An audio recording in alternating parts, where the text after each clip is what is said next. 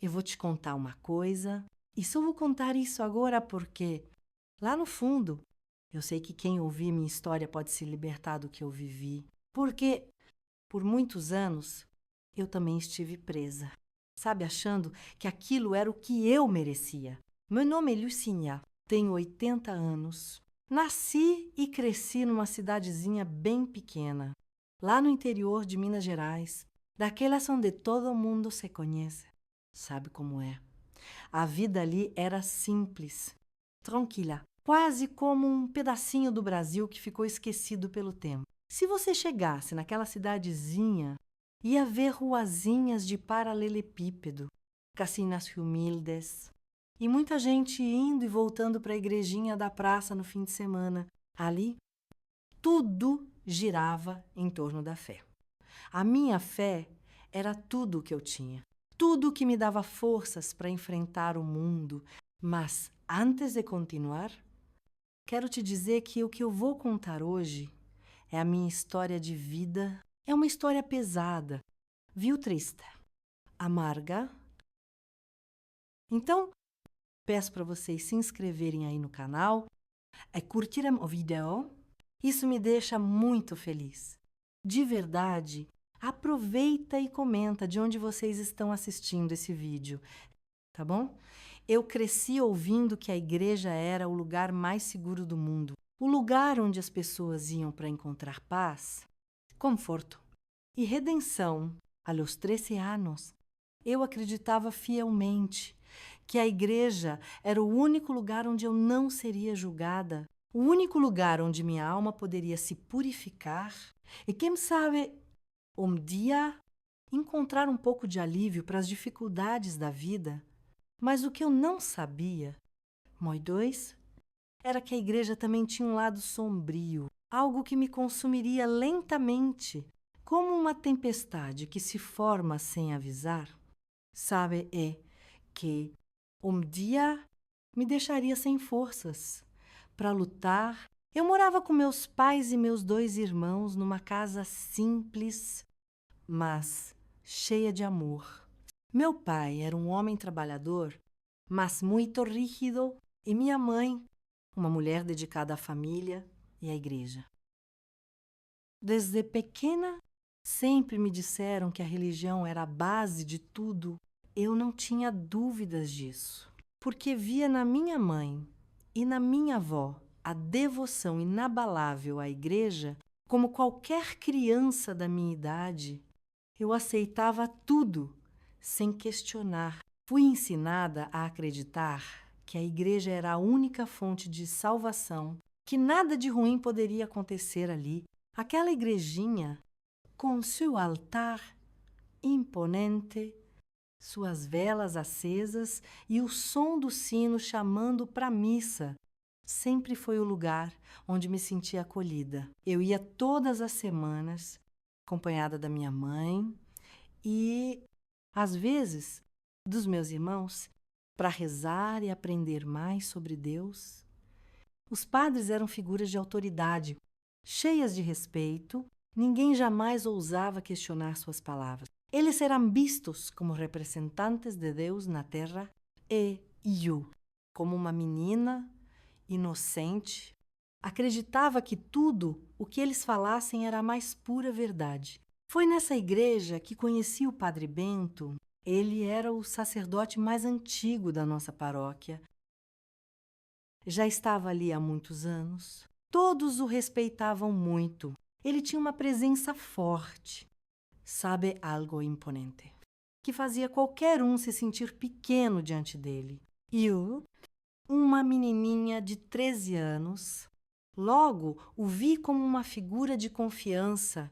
Ele sempre falava de Deus com tanto fervor, com tanto amor, que parecia impossível acreditar que algo de ruim pudesse vir dele. Lembro até hoje de sua voz grave, que ecoava pelo salão da igreja, e da maneira como ele sempre me olhava com um sorriso amável. Ele parecia genuinamente interessado no meu bem-estar, como se quisesse me orientar para que eu seguisse o caminho certo.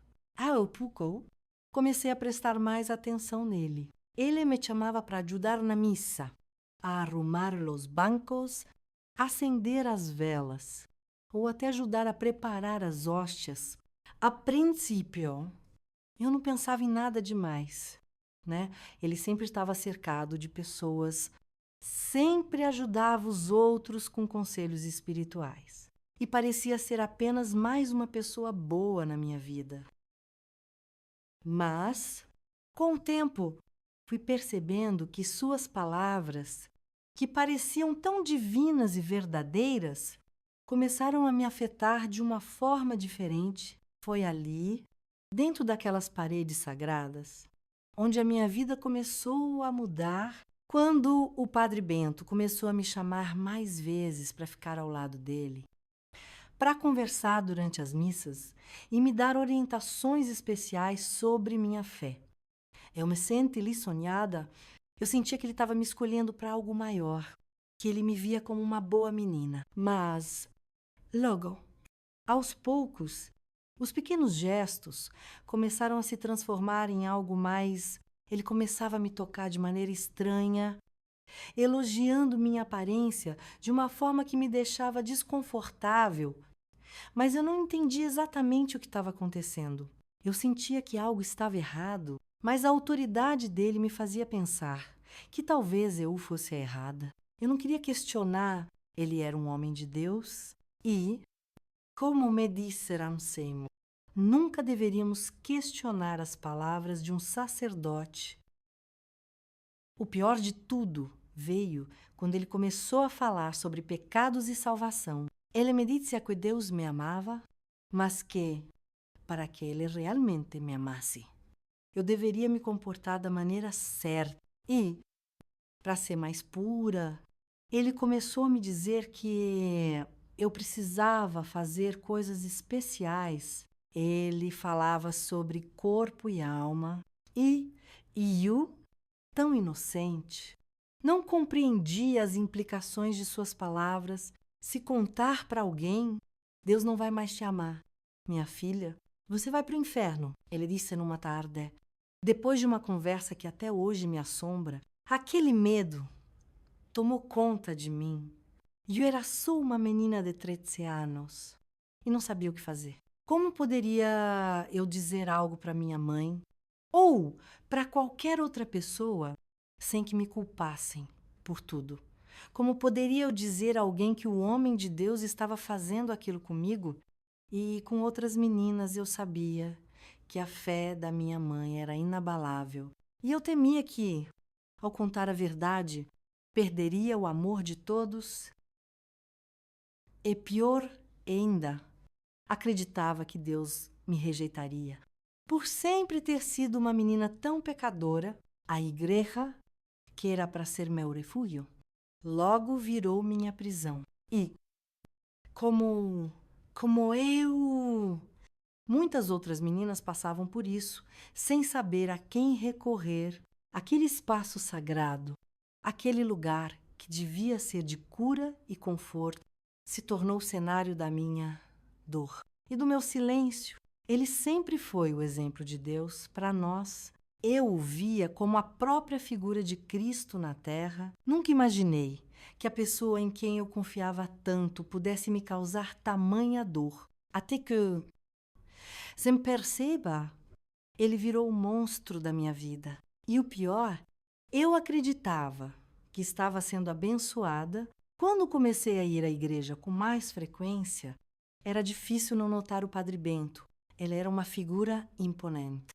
E não só pela sua posição de autoridade dentro da igreja, ele tinha um jeito de falar que fazia todos ficarem em silêncio, prestando atenção em cada palavra. O tom de sua voz parecia ressoar no coração de quem o ouvia, como se ele fosse uma ponte entre nós. E Deus, eu não sabia, mas naquela época eu estava apenas começando a conhecer o verdadeiro significado do que ele dizia e do que ele realmente era. E eu acreditava que ele me via de uma maneira especial, como alguém digno de sua atenção. E eu, uma menina de 13 anos, não compreendia todas as suas intenções. Ele parecia tão genuíno. tão interessado em ajudar as jovens da comunidade a se aproximarem de Deus, era isso que me fazia confiar nele. A pureza que ele transmitia nas palavras, quando ele se aproximava, parecia que algo mais nascia em mim. Um sentimento de importância, de ser alguém especial. Eu não sabia exatamente o que estava acontecendo dentro de mim, mas as palavras dele sempre tinham um peso tão grande. O Hodialé, caloroso e atento, fazia eu me sentir única.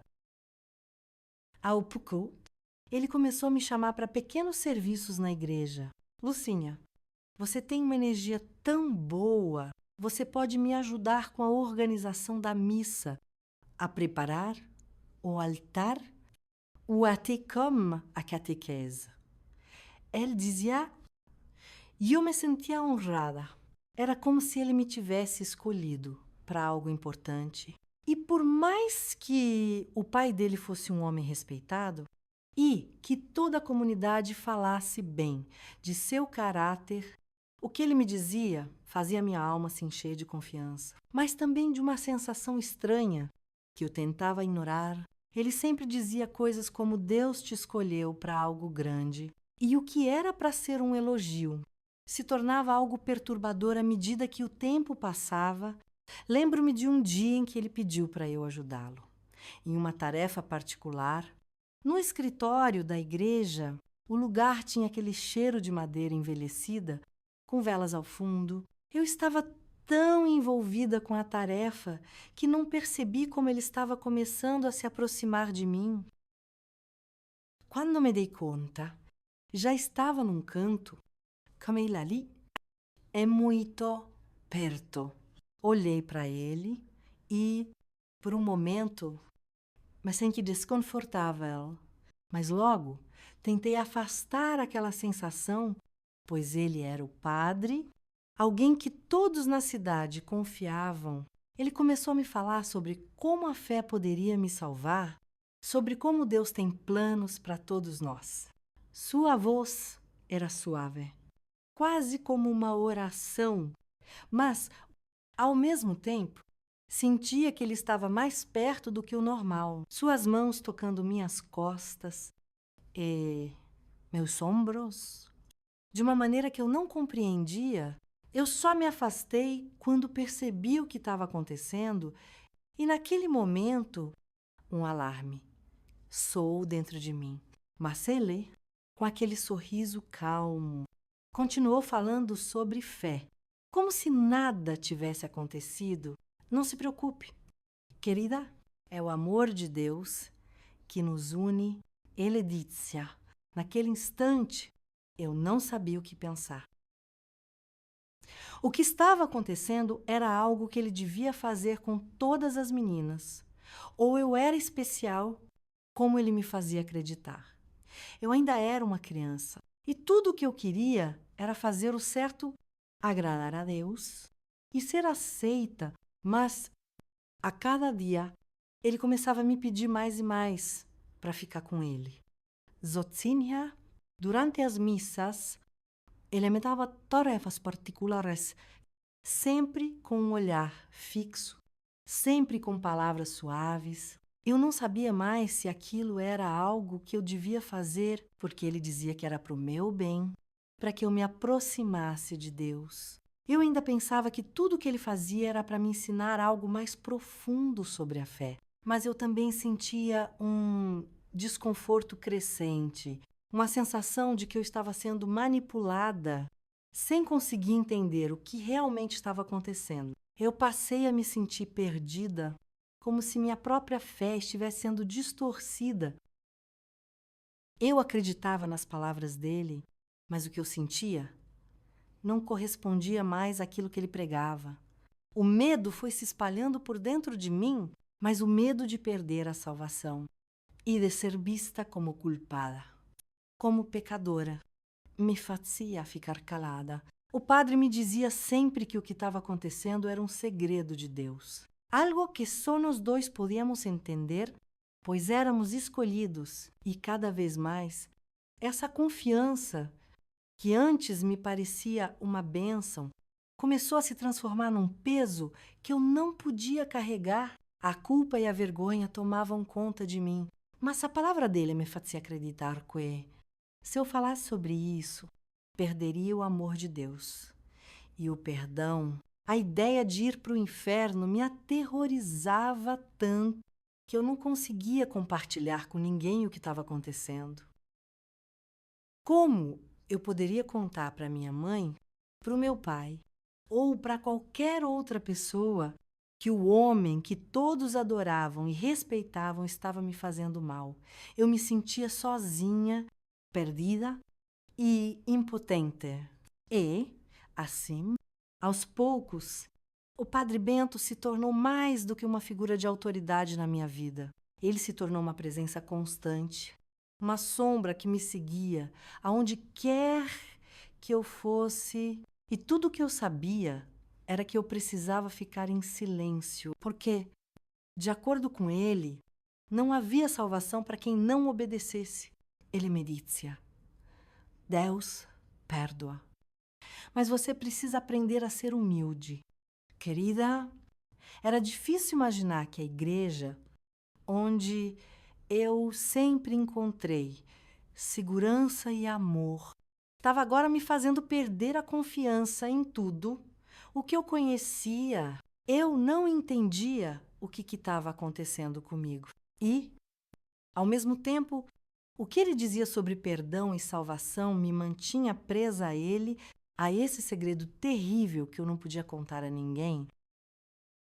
O que ele dizia parecia ser um guia para me salvar da condenação eterna, mas, no fundo, eu sabia que, enquanto ele me guiava, estava me afundando mais e mais no medo e na dor. Eu não sabia que, quando ele começava a me falar sobre a importância de servir a Deus e de ser pura, o que ele realmente estava fazendo era me envolver num ciclo de dependência emocional que me deixaria sem saber como sair, nem época.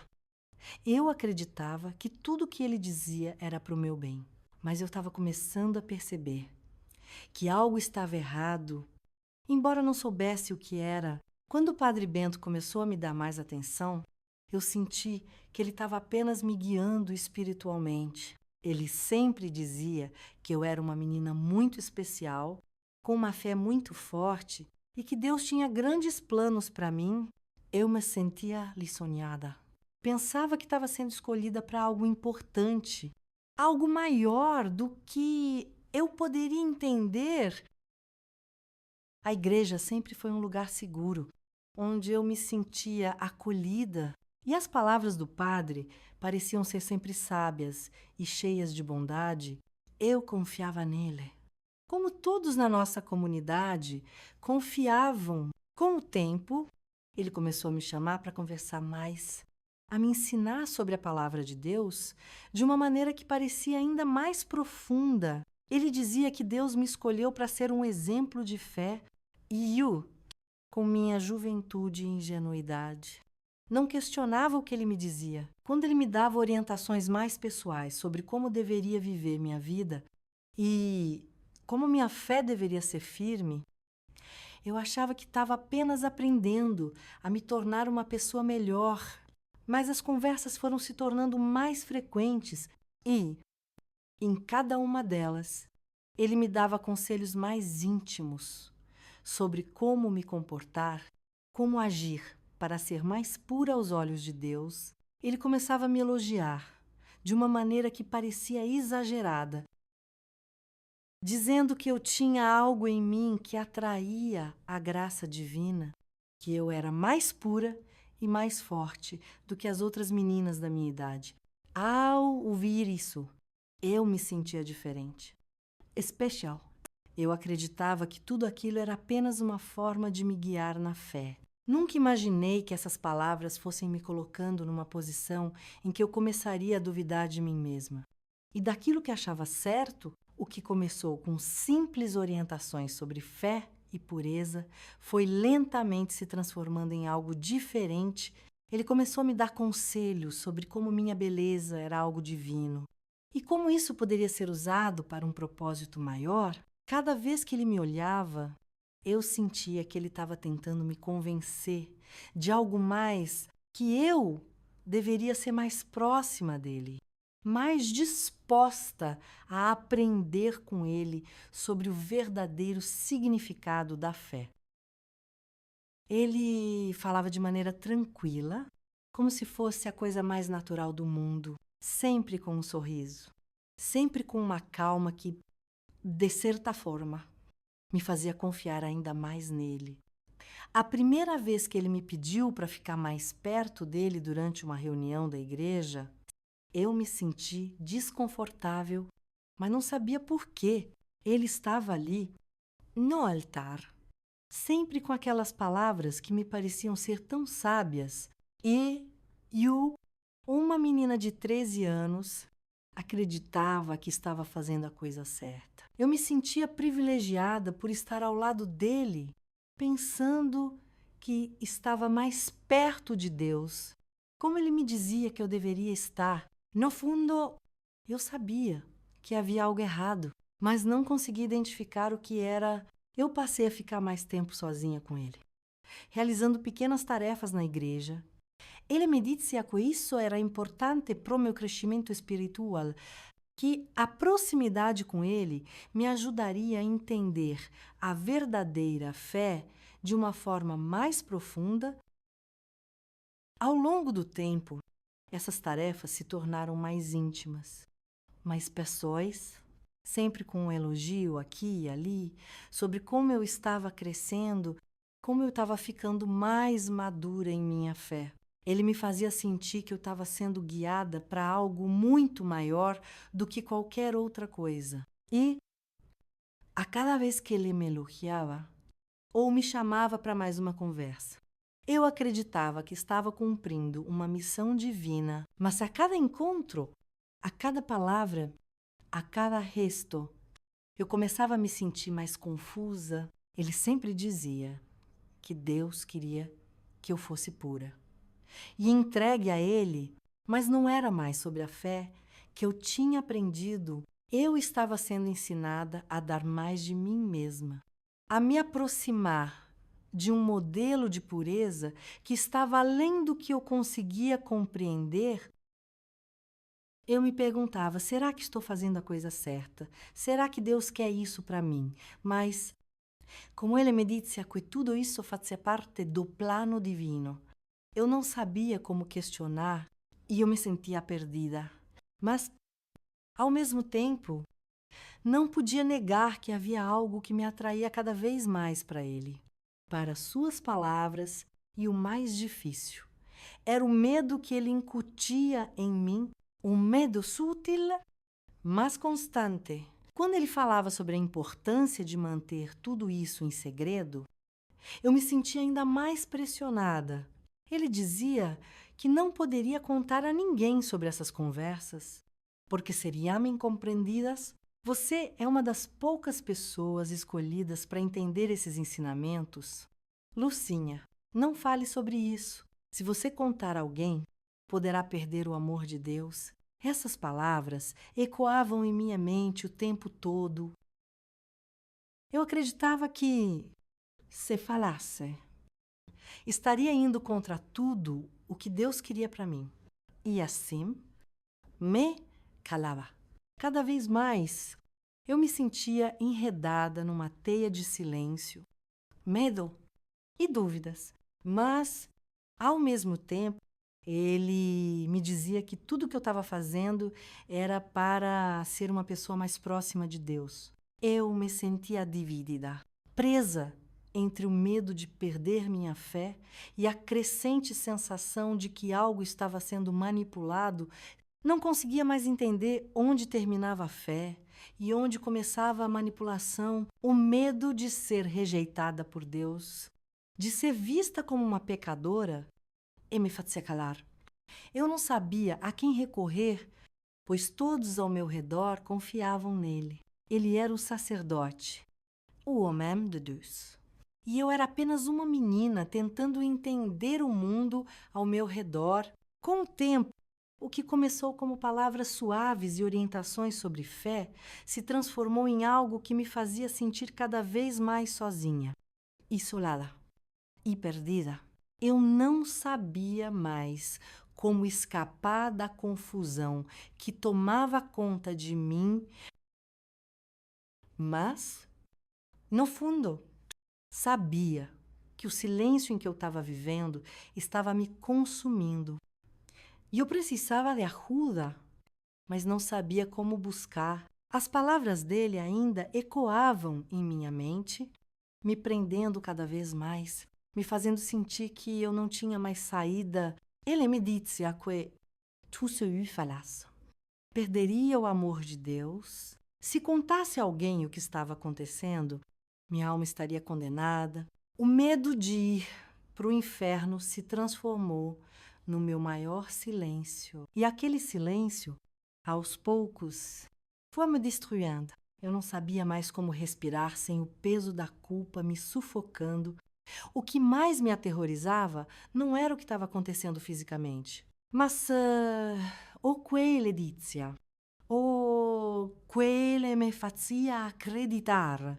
Quando ele começou a me dizer, cada vez mais, que aquilo que acontecia entre nós era algo sagrado, algo que só pessoas especiais poderiam compreender, eu fui começando a acreditar. Eu acreditava que eu estava sendo escolhida para algo importante, para algo que apenas as almas puras poderiam viver. Mas o que ele não me dizia era que a pureza que ele me forçava a alcançar estava lentamente destruindo a minha alma. Eu estava presa num ciclo de medo e dúvidas, mas o maior medo de todos era o medo de ser rejeitada por Deus. Eu sempre fui ensinada que, se eu falasse, perderia a salvação, que minha alma estaria perdida e que jamais teria perdão para o que estava acontecendo. Cada vez que o padre me olhava, com aqueles olhos que pareciam ser só meus, eu me sentia culpada, como se fosse eu a errada. Cada toque dele, cada palavra que me envolvia, me fazia pensar que eu estava sendo testada, que minha fé estava sendo colocada à prova. Eu pensava que tudo o que eu estava passando fazia parte de um plano maior, que Deus estava me usando para algo maior. Eu estava errada. Eu não sabia mais em quem confiar. Eu sentia que ninguém entenderia, que minha mãe, minha família, meus amigos, jamais acreditariam naquilo que estava acontecendo. Como poderia eu contar a verdade se ninguém jamais questionava o padre? Como poderia eu quebrar aquele silêncio quando ele me dizia que, isso eu falasse, Deus não me amaria mais. Deus te escolheu. Mas se você contar, estará indo contra ele. Ele disse, você será rejeitada por ele e pelos outros e você não quer isso. Não é, Lucinha? E eu, em minha inocência, acreditava que era assim que as coisas funcionavam. Eu achava que o que eu estava passando era algo que eu tinha que suportar. Afinal, ele era o padre, ele tinha a palavra de Deus. Como poderia eu duvidar disso? A cada encontro, a cada conversa, ele me dizia que tudo o que estava acontecendo era uma maneira de Deus me testar, de me ensinar o verdadeiro amor. Mas, ao mesmo tempo, ele me dizia que a verdadeira salvação só viria quando eu me entregasse completamente a ele. Quando eu aceitasse o que ele me dizia sem questionar, e eu aceitava, sem entender o que realmente estava acontecendo, sem perceber o quanto estava me afastando da minha própria verdade. O medo começou a consumir tudo o que eu fazia, tudo o que eu pensava. Eu já não sabia mais o que era certo. Quando ele começava a me elogiar e a falar sobre a minha pureza, eu me sentia especial, como se fosse única, como se tivesse algo que só Deus poderia entender. Mas, ao mesmo tempo, eu sentia vergonha. Eu não sabia mais o que fazer com aquela vergonha, com aquele sentimento de estar sendo levada por algo que eu não compreendia. Eu temia que es falaz. Perderia o amor de todos. E a dor de ser rejeitada era mais forte do que a dor de me calar. Eu me sentia como se estivesse afundando num abismo profundo e escuro, onde não havia saída. O medo de ir para o inferno, o medo de perder o perdão de Deus, me fazia calar cada vez mais. Eu já não conseguia distinguir onde acabava o que ele me dizia sobre Deus e onde começava o que ele queria de mim. Eu achava que isso eu falasse estaria rompendo com tudo que eu acreditava ser certo. E isso me aterrorizava. Cada vez que ele me falava sobre a importância de guardar o segredo, o medo me consumia ainda mais. E eu temia que, ao contar para alguém, aquilo fosse quebrar minha conexão com Deus, que ele me rejeitasse por não entender o que estava acontecendo. Eu acreditava que eu estava sozinha, que ninguém entenderia, que ninguém acreditaria. O que ele dizia me fazia sentir que não havia mais jeito para mim, que a salvação estava distante e que, e se falasse, eu perderia tudo o que ainda me restava. Eu passei a ver a igreja, que antes era meu refúgio, como um lugar de pavor. Eu já não conseguia mais ver o altar com os mesmos olhos, o que antes era uma casa de paz. Agora se tornara um campo de batalha, onde eu lutava todos os dias contra os meus próprios sentimentos, e o padre, que deveria ser um guia espiritual, se tornara o maior tormento da minha vida. Eu não sabia mais o que era certo ou errado, o que era fé e o que era manipulação, mas o medo de perder Deus, de perder minha salvação, me fez acreditar que eu não podia questionar. Eu passei a me afastar de tudo o que eu conhecia. A cada vez que ele me chamava para ficar mais perto, para falar sobre fé, sobre pureza, eu me sentia cada vez mais presa. Eu acreditava que, se eu não seguisse as orientações dele, minha alma estaria perdida. Eu acreditava que, de alguma forma, ele era a única pessoa que poderia me guiar para a salvação. E isso me fez perder a coragem de falar, de procurar ajuda. O medo de ser rejeitada me calava, me tornava uma prisioneira do meu próprio silêncio. As palavras dele continuavam ecoando na minha mente: se contar, você vai para o inferno. O peso dessas palavras me fazia sentir como se estivesse sendo observado o tempo todo, como se cada passo que eu desse fosse monitorado por ele e, mas ainda, por Deus. E o que mais me aterrorizava era a ideia de que, se eu falasse, perderia tudo. O medo de ir para o inferno se tornou maior do que qualquer dor, maior do que qualquer vontade de gritar. Eu já não sabia mais como respirar sem a sensação de culpa me sufocando. Cada noite, antes de dormir, eu rezava, pedindo perdão por algo que eu não sabia se era pecado. Eu me perguntava: será que eu sou a culpada por tudo isso? Será que estou errada por não entender? Mas, ao mesmo tempo, sentia que Deus não poderia me amar mais. Eu estava perdida. E o medo de ser rejeitada por ele se tornou o maior terror da minha vida. E como eu não sabia como sair daquela situação, eu continuei me calando, acreditando que, se falasse, não haveria mais salvação para mim, e eu me culpava por tudo, mesmo sabendo, lá no fundo, que a culpa não era minha, mas o medo que ele me incutia me fazia acreditar que era. E quanto mais eu me calava, mais eu me sentia afundando numa prisão sem fim, onde a única chave era o medo de ser rejeitada. Nos primeiros dias, Eu tentei convencer a mim mesma que estava apenas seguindo os ensinamentos que me foram passados, que minha fé estava me guiando da maneira certa. Eu sabia que ele era um homem de Deus. E eu tinha aprendido desde muito cedo que a fé inabalável era a única maneira de alcançar o perdão e a salvação. Mas quanto mais eu tentava acreditar nisso, mais eu me sentia perdida. Havia algo dentro de mim que me dizia que eu estava errada, mas eu não sabia mais o que pensar. Ele começava a me dizer que minha pureza era algo muito importante para o caminho que Deus me preparava. Você tem algo em você que precisa ser preservado. Ele dizia, mas ao mesmo tempo, ele me fazia sentir que, se eu não seguisse suas orientações, estaria colocando em risco a minha salvação. Cada conversa com ele, que parecia estar apenas me orientando, me deixava cada vez mais confusa. O que parecia ser um simples aconselhamento espiritual foi se transformando em algo que mexia com a minha alma, algo que me afastava de tudo que eu acreditava ser certo.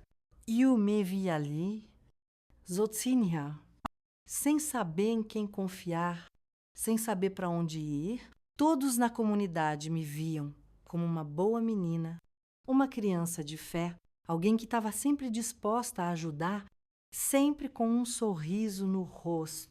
Mas, por dentro, eu estava despedaçada.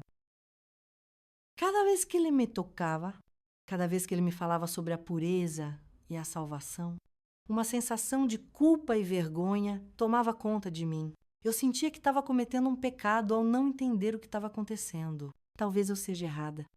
Pensava, talvez eu esteja imaginando coisas e é por isso que me sinto assim.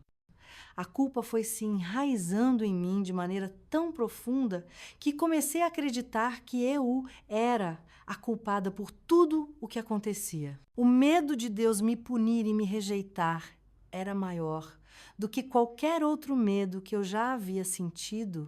Ele me disse, se você contar, você vai para o inferno, ninguém vai te perdoar. E eu realmente acreditava que isso era verdade. O que estava acontecendo parecia ser um castigo, uma provação, para que minha fé fosse mais forte. E eu não sabia como fugir disso. A igreja, que antes era um lugar de acolhimento, agora se tornara o local onde eu me sentia mais sozinha. As paredes, que antes eram fonte de consolo e oração, agora se tornaram uma prisão para mim. Eu não sabia mais a quem recorrer. Como poderia eu contar à minha mãe ou a qualquer outra pessoa sobre o que estava acontecendo quando ele me dizia que ninguém acreditaria em mim? E pior ainda, eu tinha medo de que, ao contar, perderia a chance de ser amada por Deus. A manipulação dele era tão sutil e, ao mesmo tempo, tão poderosa. Ele me fazia sentir que, se eu duvidasse dele, estaria duvidando de Deus.